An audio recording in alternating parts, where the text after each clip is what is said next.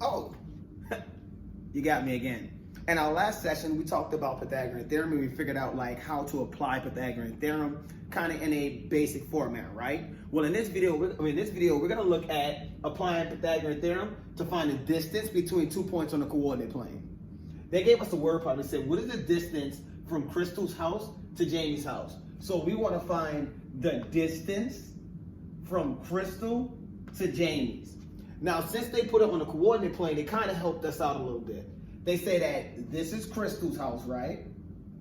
And this is Jamie's house. And they want me to find that distance. Well, hold up.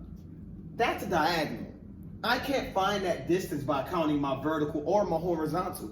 Not on this coordinate plane. So one good strategy that we can apply is Pythagorean's theorem by composing a right triangle.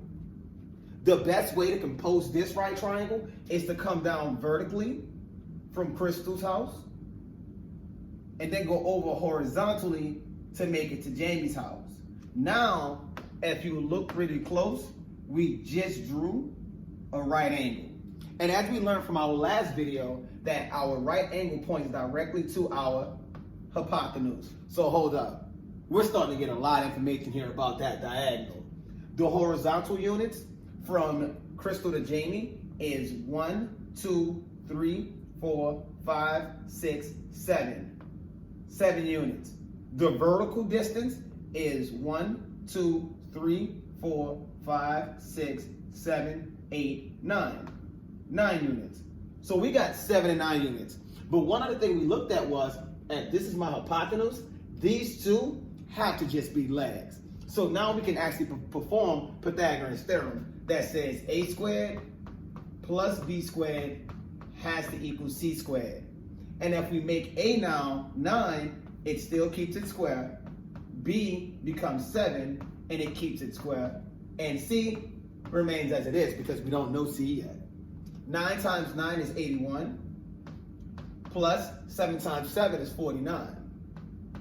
And it has to all equal c squared. So when we add 81 plus 49, we're going to get 130, and that equals c squared. But as we talked about last time, squares and square roots work as inverse operations. So the only way to get c by itself is to put it under a square root. And if we do it to this side, we actually have to do the same thing to the other. But when we put a square under a square root, those two cancel out.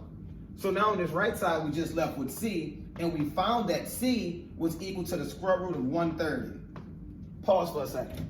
The square root of 130 is actually an irrational number. So if we're looking for distance and they're telling me that this is up, that each block equates to a mile, I can kind of figure this out by applying the knowledge I learned about irrational numbers. The square root of 130 would actually be between 11 and 12 because they fall between those two perfect square roots. 11 times 11 is 121, and 12 times 12 is 144. So the actual distance from Crystal to Jamie's house is going to be between 11 and 12 miles. So Mr. London, you're still learning math, baby. Calculate.